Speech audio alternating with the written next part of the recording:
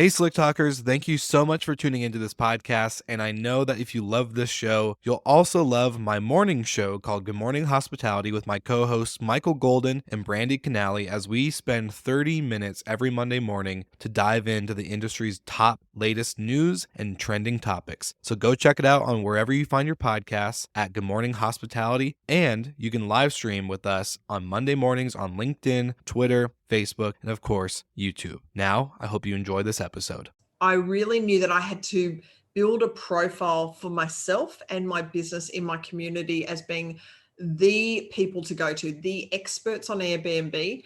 And the way you need to do this is simply by giving information. Welcome to Slick Talk, the hospitality podcast where we discuss all things hospitality, hotels, and business. You can find us online at slicktalkthepodcast.com and on every podcast listening platform.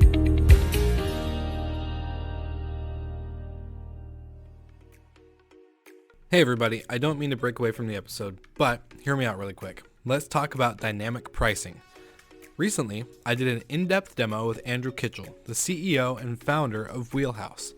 Now I'm going to tell you what a great product and tool for property managers to use, since now is the time that we all know that you cannot leave money on the table. As the short-term rental segment of hospitality gets more advanced, revenue management and dynamic pricing will help you and your team keep your eye on the prize while maintaining excellent service. Now, if you're a property manager of any size, go ahead and check them out and let them know that Will sent you. Or you can just click the link below and you will be pleasantly surprised. Now, back to the show.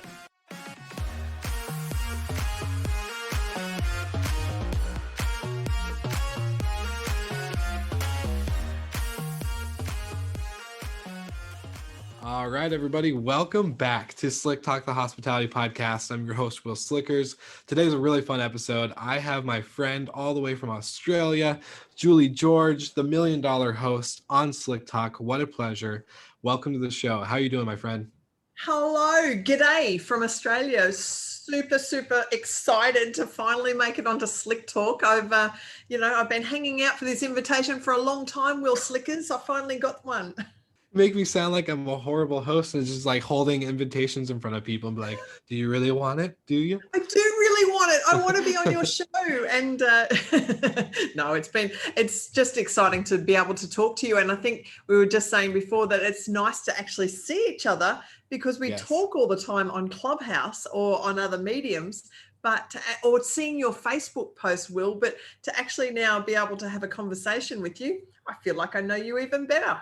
I know, it's like we've been lifelong friends that are like leading up to this big debut to the world. It's like, hello, we're here.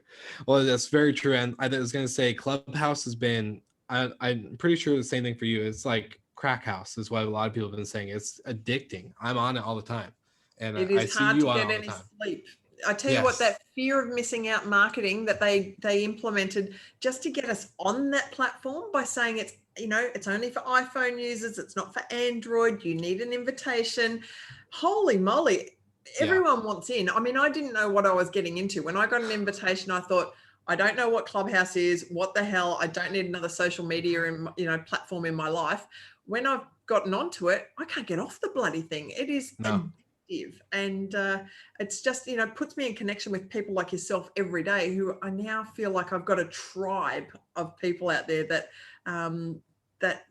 even though I haven't met in person, I just know one day when we all get together, there's going to be a hell of a party. They're going to need to open up a real Clubhouse for all the Clubhouse users to come to and finally meet. Like once all this COVID stuff is over, they're going to have to. Now, there you go. So anyone who's tuning in, who's got a big hotel or a convention space, that should be your first event. That's very true. We should have, oh gosh, you got my brain thinking. You give so many like business ideas on Clubhouse, and now it's always like, yeah. So sorry, Slick Talkers. We're just going to talk about business ideas now and go off script. Let's put some deals together. Anybody who wants to come in, you need to get in touch with Will Slickers or Julie George, and we're putting together a convention. There we go. That's our Clubhouse convention post-COVID. So yes, we're going to go clubbing for real. Love it. Awesome. Well, obviously you have built up, and kind of like what you were saying pre-recording, you've built up quite the audience and, of course, the hype and buzz around what you have been building behind the scenes for, I don't know, how many years were you building your business? Not very long, Will. So here's the secret. I only listed my first property on Airbnb in 2016. So less Wow. than 5 years ago, I didn't even know about Airbnb. I had no concept. And when I had a one-bedroom apartment become available, I thought, all right, it's furnished. It's one bedroom. It's right on the fringe of the city. Let's find out what this fuss is about with Airbnb. Let's put some linen in. We'll turn the Wi-Fi on. We'll take some photos. We'll put the listing up. And holy moly, we went, suddenly I went from 240 a week to 600 a week in just less than no time at all. So I just, it's just incredible. So it's blown my mind, but only a very, very short time. And just incredible. I was going to say, so let's dive into your background, because I do remember from reading a little bit about your book and a few other things that you were in the real estate market. So I want to know really your background and who you are and what really got to those leading moments of getting into the short-term rental market. Yeah, sure. So I guess I had done a lot of things in my past, and starting with a hotel management degree at university, which I was just explaining to you that, after I did my couple of years at uni, I learned how to be a housewife, is how I described it, because I learned how to cook and clean. And my favorite course was the bartending, so I could learn to make the cocktails. But then, of course, I drank so many of the cocktails, I can't remember how to make the cocktails. So I pretty much finished that course going, I'm never going to manage a hotel in my life. I then went on to working in tourism, advertising, selling phone book advertising. Do you even know what a phone book is, Will? I say I get them in my door and then I throw them away. Yeah, they're good for propping up your computer monitor, but that's about it. So I then stumbled into, well, I didn't stumble. I actually always had a passion for real estate, and I'd built up a portfolio of properties myself over the years, and I really wanted to learn more. So I got into, I did my real estate course. I became a broker, and I found myself sitting in open homes on the weekends with nobody coming through, and I was bored. And I really felt like, gosh, there's got to be something more to this. So it was when I could actually see that Airbnb changed my life by giving me more money and a new business concept, that I thought, there's probably property investors out there that can benefit from the same thing that I've done. And it was really about making that opportunity come to life with starting an Airbnb property management company, and offering those services to manage other people's houses and take a little portion of it myself, to manage the day-to-day operations of short-term rentals. So yeah, sorry, I've forgotten your question already, Will. No, it's okay. It's okay. I was gonna say, what were so you're a real estate broker. You have all these properties, all these open houses. I guess, when did you really get into, was this like your first property, the one bedroom apartment? Was that one of your own, or was that a customer or clients that you were listing for sale, or what was the kind of the story? So it was my own. So I had a few properties, but that was the first one that I put on, was my own. And I would always say to people, if you're even considering getting into this industry, just try it out on your own property first, or get a little property just to learn from, because you're going to make mistakes. You're going to have to learn how the platform operates. You need to understand how hospitality operates. I mean, hopefully most of the people listening in have a hospitality background and have an understanding of what a guest would want when they come to stay a night in a property that they're paying for. They're wanting clean linen, they're wanting good service, they're wanting swift replies to messages, that type of thing. But for those people who have never worked in hospitality or never understood that side of things, it's a 24/7 gig. Like, it is full on. And for that first 12 months, I learned the hard way that you have to put in a lot of work. So I did it myself, but the concept really came about when I had a investor come to me working in real estate. They came to me and they said, Julie, we want a positively cash flow property. Can you help us? And, there were lots of books written about positive cash flow properties years ago.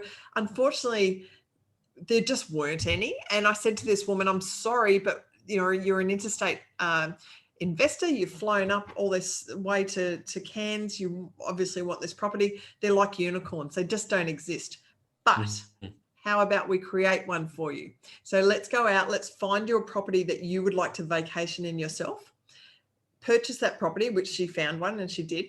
Let's furnish the property. And because you live interstate and you're not here to do that yourself, I'm going to put my hand up and I'm going to do it for you, but I'm going to charge you a fee. And then thirdly, let's list it on Airbnb and I will manage the process for you. And it was through that little project that I could see the potential. She loved the option and she loved the money coming in. And in fact, it worked so well that 6 months later, she rang me and she said, do it again, go and get me another one. So I did. But that's when the light bulbs went off and went, geez, I'm onto something here. This, in Australia, there wasn't anybody that was doing this Airbnb or short-term property management. I could see that in America, there were a few. In the UK, South Africa, there was a really big company there doing it. And I thought, it can work here. If, as long as we've got properties that people want to list on short-term rentals, a lot of people that want to get into the game don't have the time, don't have the experience, don't have the skill set to be able to do it. So they're happy to hand over to a professional. And I was then just charging a commission. So I would charge 25% of the nightly rate, plus keep the cleaning fee from the guests. So that's kind of how it started off. And my whole philosophy was to keep it super simple. No extra fees, no extra charges, 25% anything coming in. So then they could easily see what money they were making. And it was usually twice as much as they would make with a long-term lease. So it was win-win-win all round. And I was going to say, yeah, you make it so many good points going into the fee structure. But for when you were doing this, do you think your real estate background really played like the role of success? Like you're able to go like buy it or not buy it, but really be the listing agent or the real estate agent for that client and then do all the stuff with your license and your brokerage? I think it helped initially, but it probably the way it helped the most was that it gave me credibility.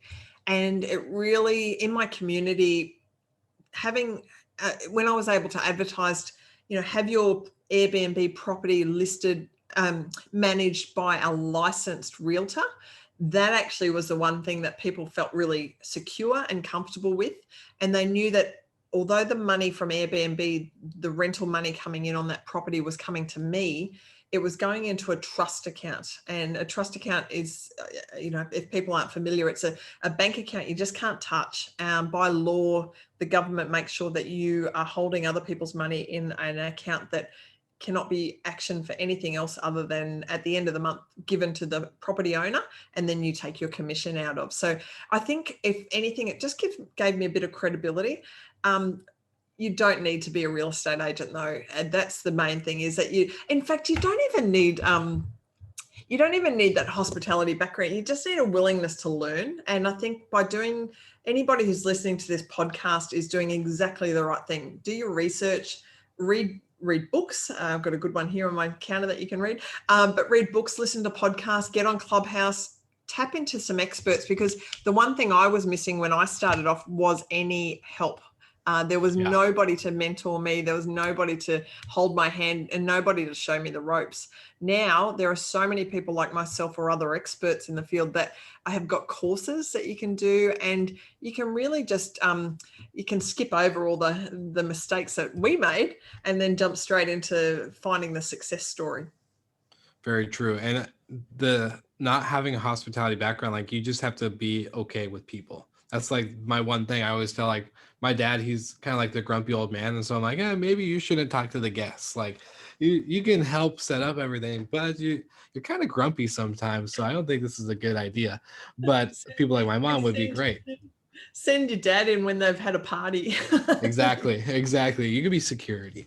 But no, just being able to be good with people. I always tell that is like, if you can communicate properly, if you can have an imagination and be able to see a vision and create it, whether it's what you saw in your head or not, I think it's the fun part about it is that you get to be as creative as you want. You go for all sorts of different properties, whether it's multifamily, single family home, beach properties, city, you name it. There's so many options that you can go into. So that's what I think is really cool about it. With that though, in 2016 there weren't many tools, like you said, like nobody was there to hold your hand. It was literally you have a listing platform, your camera, and be able to like create a good title and a listing detail. So pretty much what my point is like, how the hell did you keep up with 130 properties at once? And this is where I need to put my hand up and say I'm terrible with tech. I have no concept. I only 2 weeks ago I had to get my 22-year-old son to show me how to use Instagram. So I promise you folks that if you're tuning in now and you're not a tech head, I can tell you it can be done. So 130 properties is where I got to in 2019. You know, we had $8 million coming in on the Airbnb platform. Like, you know, big operation, lots of staff, lots of guests. And on any one night, I might have 400 or 500 people staying in my properties. So we were considered to be one of the biggest pseudo hotels in the region. Which is a whole nother story. But how did we run it? What tech did we use to run it? I used the Airbnb app on my phone and on the computer, Airbnb only. I didn't go with any other platforms. I did try them. I didn't like them. So sorry, anybody listening in on those other platforms. Airbnb were just amazing. And, you know, if I probably could get an Airbnb tattoo if I could stand the pain, I probably would. So Mr. Chesky, if you want to sponsor that. But I used the Airbnb app. I used Xero for the accounting. So my general accounting was done on the Xero software.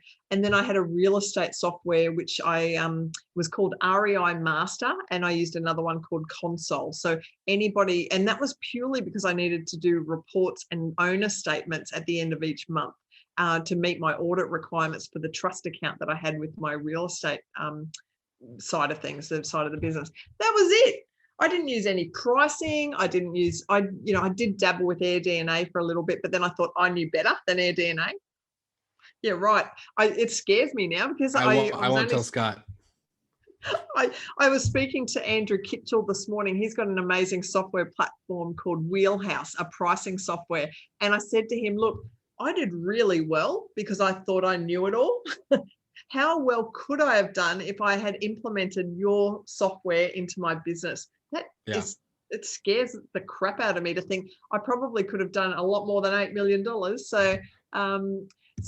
But my I guess what I would say to people is reassure you that you don't need a lot of tech, but if you do have that tech, it probably is going to benefit you in some way. So, but it can be done without it. It's very true. And I was just going to say, like, the tech side of things is kind of crazy. There's so many options. There's so many things out there right now, especially with COVID. Like, I think it just sped everything up so much. So it's funny that you mentioned AirDNA and Wheelhouse, but with your first property, how did you scale to 130? What was like, because obviously you had the community of your real estate, that trust factor, the people that, you just had a good reputation. But what was your go-to method? You must have been a bull just going after all these people. It's interesting. So there's two sides of it. It's getting the listings, but also how to manage that operation and how to deliver the services, because that's a lot of properties. That's a lot of logistics that go into that. So let me start with that side first, and then I'm going to tell you how we got all the properties. So the first thing was I straight away knew that I wanted to work on my business, not in it. And to do that, you need a really good team. So as soon as I had about 5 properties, I actually found my first co-host. Now, this is a gentleman by the name of Glenn. Glenn was 73 when I took him on. He had come to the end of his advertising career, and Glenn and I had worked together selling phone book advertising. So, very different, but he got to the end of his career and he wasn't ready to retire. He said, Julie, can I do something for you? And I said, yes. Have you got a mop? Have you got a bucket? And do you know how to work a vacuum cleaner? And he said, yeah. And I said, well, here's 5 properties. I want you to look after those. And in the end, he had 10 properties. But here's your little franchise. And I looked at it like a business opportunity for this gentleman. And I said, here's your franchise of 10 properties. What I want you to do, Glenn, is I want you to co-host onto my main Airbnb profile. So all of the properties were listed under Julie on Airbnb. Glenn came on as a co-host. Now, Glenn then was able to take care of all the messaging for those properties. He would come introduce him, like when they would say, hey, Julie, I'd like to stay at your property. He'd come back and go, hi, this is Glenn. I'm a co-host for Julie. Now, people didn't know they were coming to a business. They just thought they were coming to Julie's house. So they thought Glenn was my dad or my older lover or whatever they wanted to believe. I don't know. It's scary, really, what they would have thought. But he took care of the messaging. He met them face to face. Now, this was our other point of difference, was we met every single guest face to face. Now, that gave a lot of assurance back to the property owners as well. They love that. He then took care of the cleaning at the end. He then also checked for damages, and he was able to report any damages or any maintenance and repairs that needed looking at straight away back to me. And then he would reset and he would do it all again. So I was able to really set and forget those 5 properties. And while he was looking after the existing properties, I went out and I got more properties in.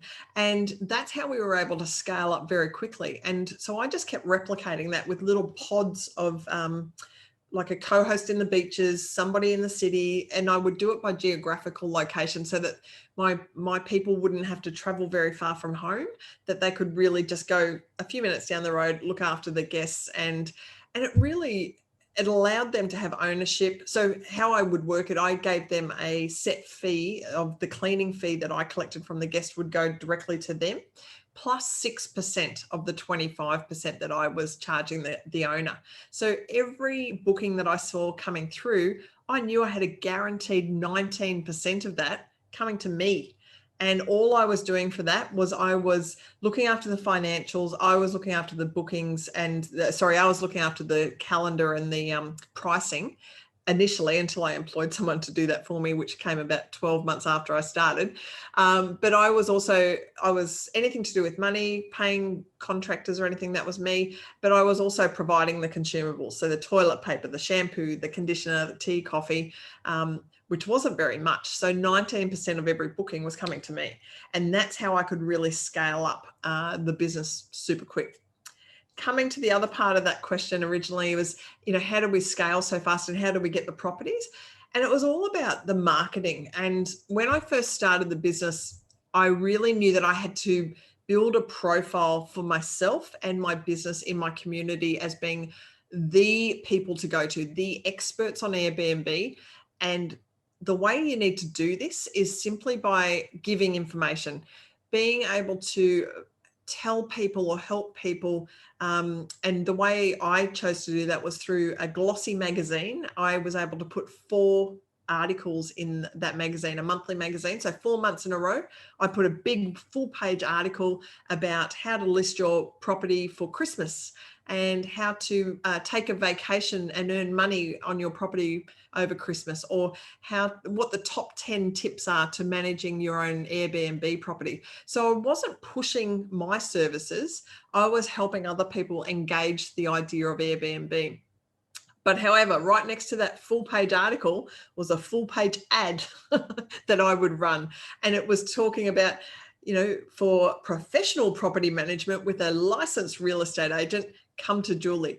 It just so happens that then when these magazines hang around for quite a few months, so it might be 6 months down the track, somebody actually thinks, I actually think I might give this a go.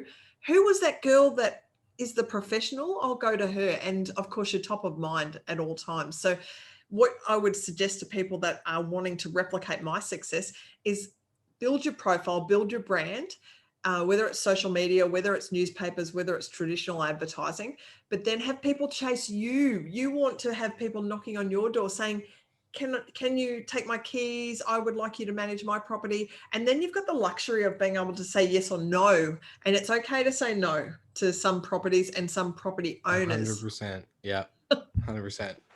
I've said no plenty of times. And it's okay to break up with them too. I tell you, that's the best feeling in the world. It's almost better than breaking up with an ex, is when you can get rid of a property owner who gives you the poos. I won't say shit. Actually, I said shit. But yeah, get rid of them, because honestly, if you can get rid of that 20% of people causing you 80% of the troubles, you will be much better off for it. The 80-20 rule for sure is great. Well, that's really, you make a lot of good points. And I love the method that you were going, like, just, it's incredible because you see management companies now and how they're structured and what they're doing and how they're scaling, and then how simple yet complicated we've made it. Like, it was so simple for you, like, just to like, all right, one platform, get co-hosts, have them take care of their properties. I do the back end stuff, and the simple structure you created. Now it's like, we have this and that and that and that and that and all these tech pieces and the tech stack and like all these contracts and lawyers, and it's just like, I see so many businesses overcomplicating their systems, and with all these layers and levels of, you've got the guest dealing with a VA in the Philippines, and then they're dealing with somebody else cleaning the property, and then they're dealing with somebody else talking about, or property owners having to deal with more than one person. It's not on. Like, you've got to keep it super simple, and you don't have to overcomplicate it to have a successful business. I promise you. 100%. I agree. Well, so we were talking like pre-recording. Obviously, I want to talk about your book as well, but I want to know for my hotel people, because I'm a hybrid. I like hotels. I like vacation rentals. So I try to address for all my audience, but what is like the top, I would say, 5 tips that you would say for hotels that want to get on the Airbnb platform? Because when I was a hotel manager in the Oregon coast, we were one of the first hotels to actually onboard with Airbnb and get our few rooms. Out of 70 units, we put about 10 of them on Airbnb. And so maybe, obviously people can take my word for it, but I want your top like 5 or so that you can say, this is why you should onboard and what you can expect. No, it's a very good question, because, and I would really like to see hotels embracing short-term rental platforms. A lot of them are seeing them as competition, but don't see them as competition. You guys have already, and I'm speaking to hotels right now, hoteliers, you have got the most amazing starting point when it comes to getting on the Airbnb platform. Especially, I just think that you're already professionals. You already know how to have a clean property. Now it's time to embrace this new platform. So the first thing is that you're going to reach a whole new audience. There is a huge target market out there that are just thinking, I'm going to book on Airbnb. They're not looking at other platforms anymore. They're not going directly to hotel booking sites. They love Airbnb. They love the concept of the reviewing system, the reciprocal reviewing. They love getting a pat on the back when they do something right. So people have embraced Airbnb, and there are millions of them. So firstly, you're going to embrace this whole new audience. Secondly, the audience are probably going to be the best guests that you could ever hope for, because of that reciprocal review platform. So what happens is that, you're being reviewed, but they are also being reviewed. So how cool is that the guests are being reviewed? They're on their very best behavior, and they are hoping for a little pat on the back, as I was saying. So they're going to behave themselves. They're not going to have parties. They're not going to leave a messy room. Number 3 is that Airbnb, listing on Airbnb is going to make you as hoteliers pull your socks up. You are going, because you're being reviewed, right? I know that, yes, you can be reviewed on there are other review platforms, but if you get a bad review on Airbnb for having hair on the pillow or something really minor, it can actually kill your business. So you are going to make sure that you are offering everything that you possibly can to your Airbnb guests that are coming through. I'm just trying to think what else.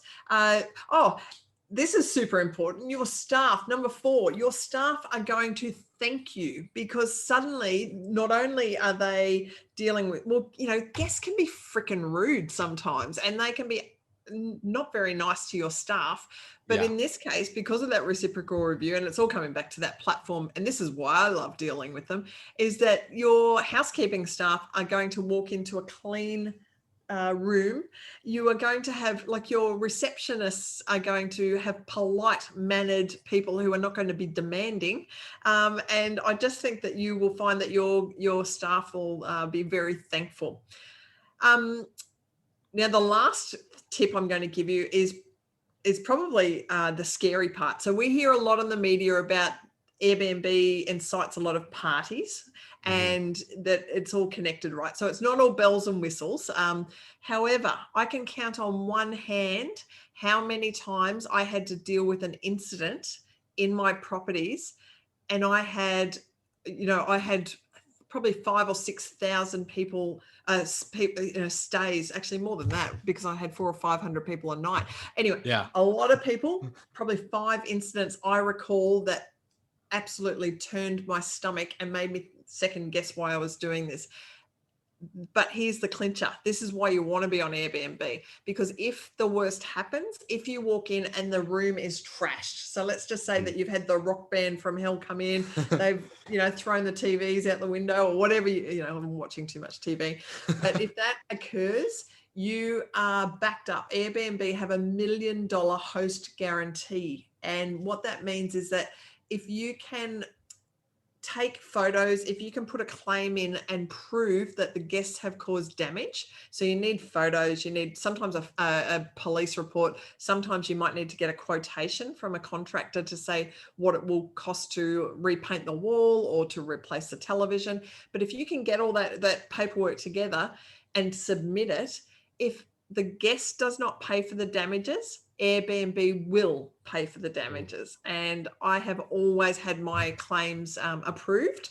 There is some techniques there to get it done, but I promise you, you're covered. So I guess that's probably my five reasons that a hotel would want to get on. But I would just absolutely encourage you to do so, because you just might find it's a pretty cool experience.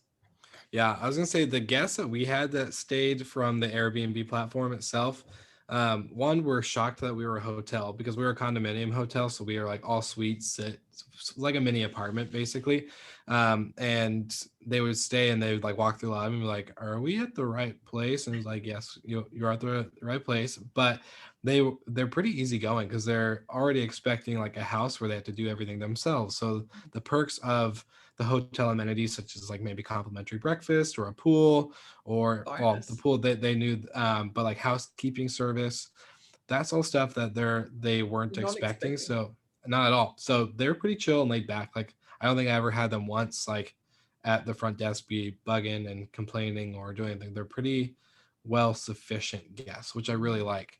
And of course, like you said, the reviewing platform really helps. I think both parties.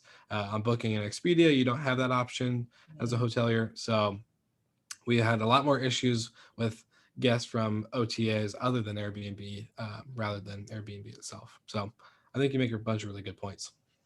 I'm just thinking too, Will, and I'm probably going to take us in a bit of a different direction here, but I had a business, there was a business model that I came up with, and I dabbled with it a little bit. But anybody who wants to make some money, get your pen and paper out now, because I'm going to give you a business idea, and it is about creating a booking agent business. And what this is, there's a lot of hotels and motels and smaller accommodation providers who are out there that are not on Airbnb.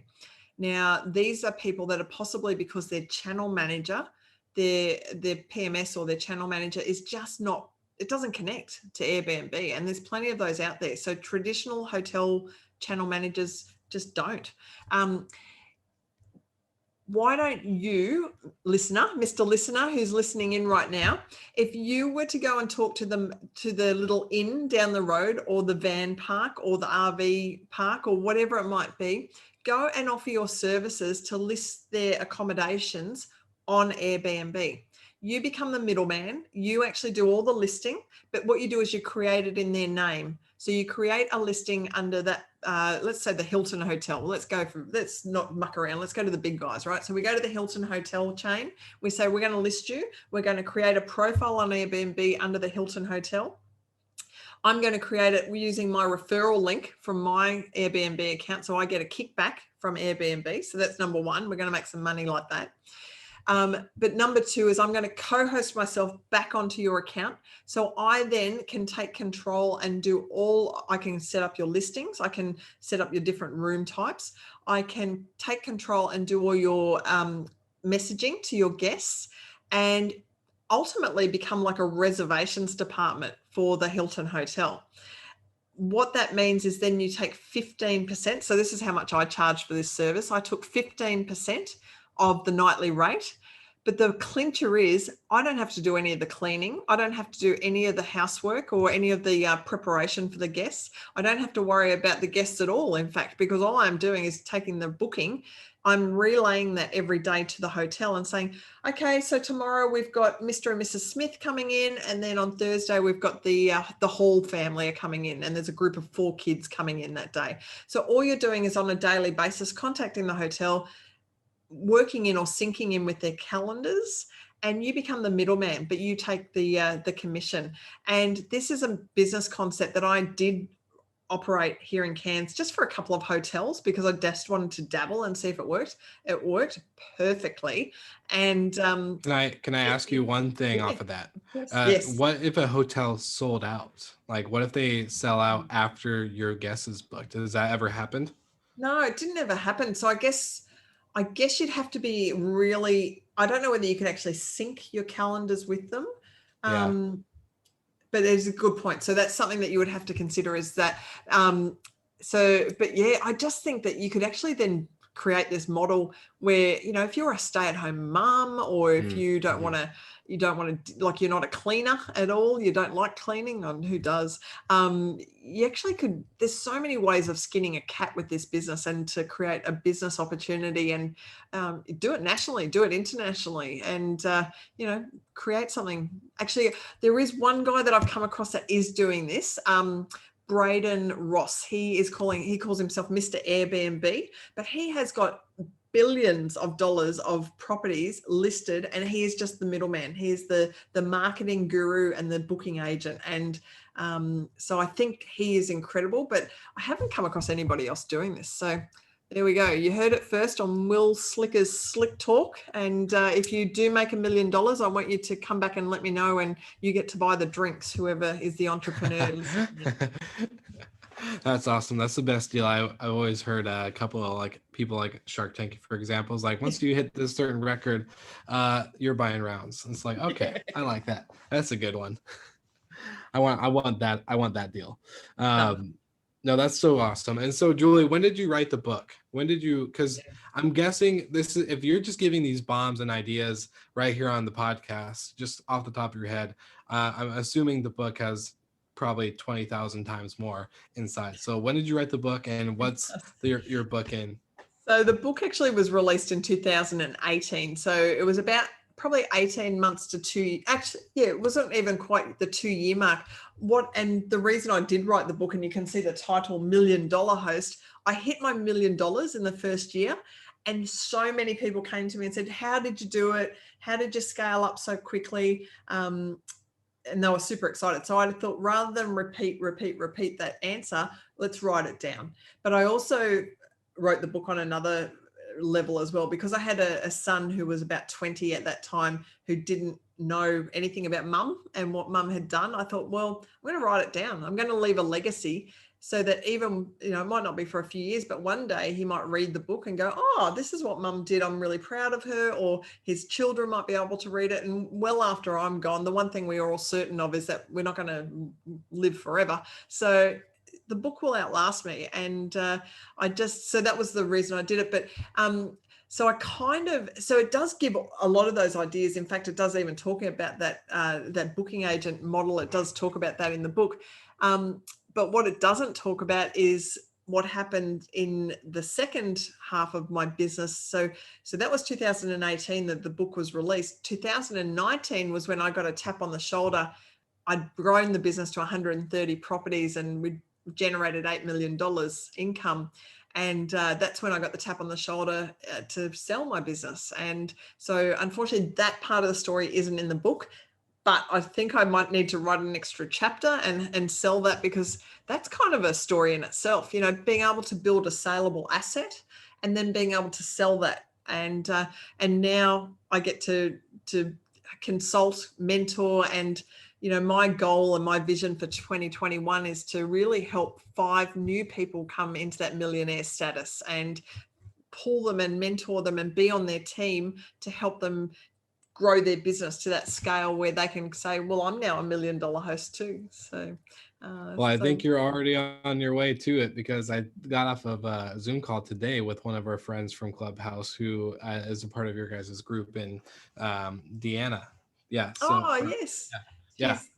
She's I'm 3 weeks or 4 weeks into coaching her, and so I meet with Deanna every week, and we talk for an hour or two, and then so I'm doing this in conjunction with Eric Moeller from STR Legends. So Eric and I are coaching Deanna and Dina. Sorry, I'm probably pronouncing her name wrong, so that's terrible.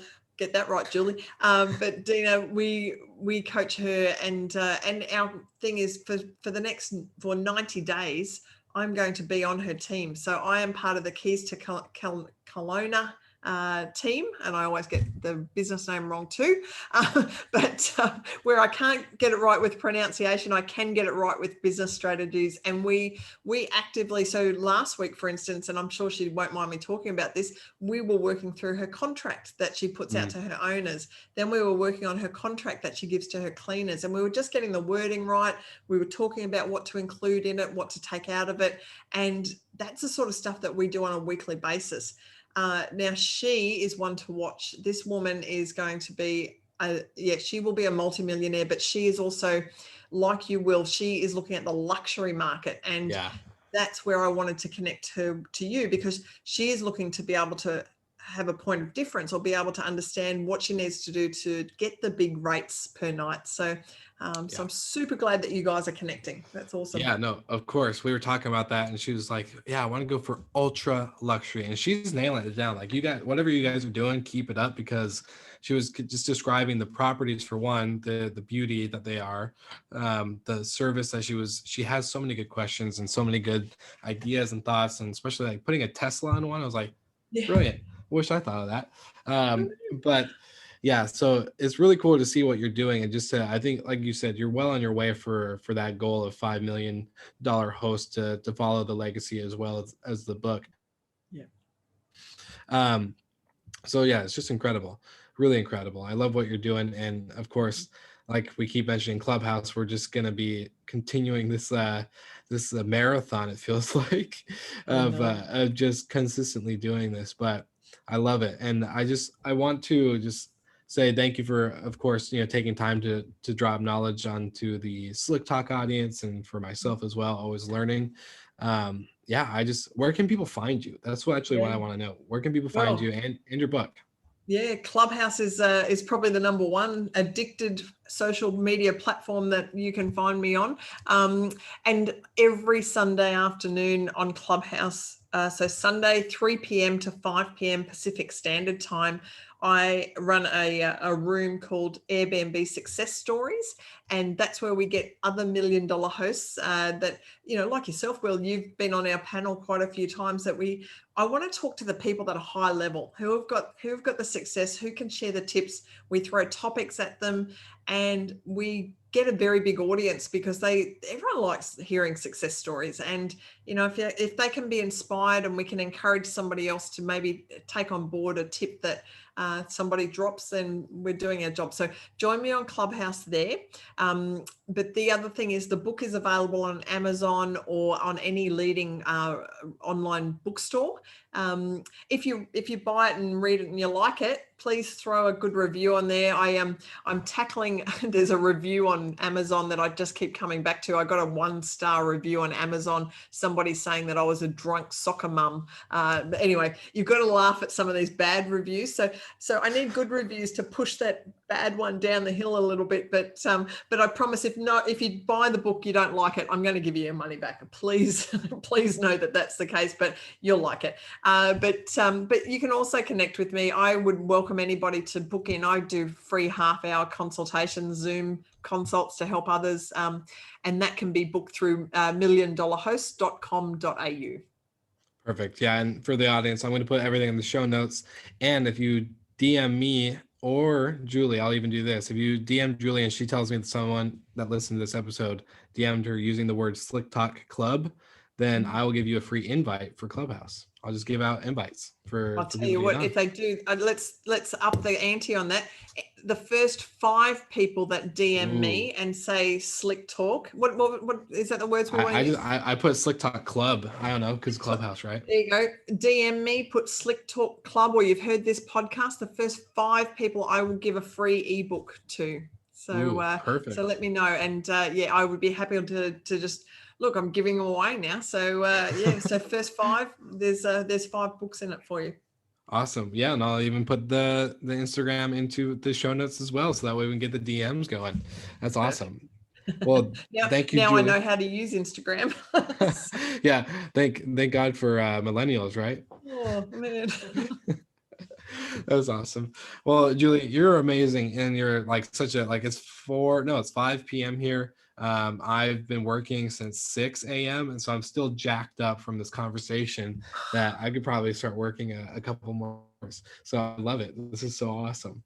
I just want to say thank you so much for being on the show, and I can't wait to see you in the clubhouse that is for all the audience, and then of course dropping this episode and making sure that everyone that listens gets some value. Oh, thank you so much for having me on your show, Will. Of course. Well, Slick Talkers, all the show notes will have the links below. Go ahead, check them out. So reach out if you have any questions, and we would love to help. And you have been listening to Slick Talk. Thank you so much for listening. We love your support and want to provide the best we can to all our listeners. So please find us online, social media, and on Spotify, Apple Podcast, and Google Podcast.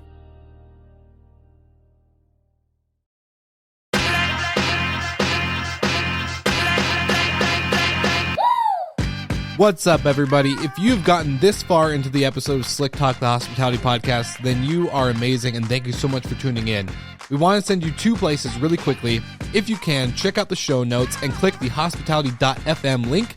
Check out all of our other shows on the podcast network. And don't forget, if you have someone that you want to hear on the podcast, then fill out the guest fill out form so that way we can get them on the show. Thank you so much for tuning in, and I hope you enjoy another episode of Slick Talk, the Hospitality Podcast.